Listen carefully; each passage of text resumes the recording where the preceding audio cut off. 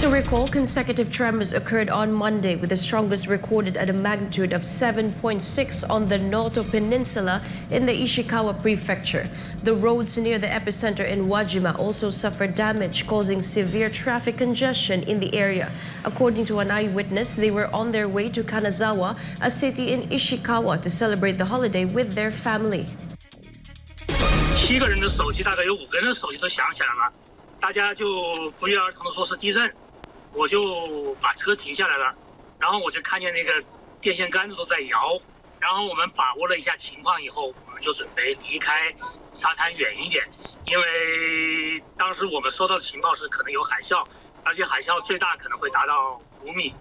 所以我们就开车拼命的往大海的相反方向跑。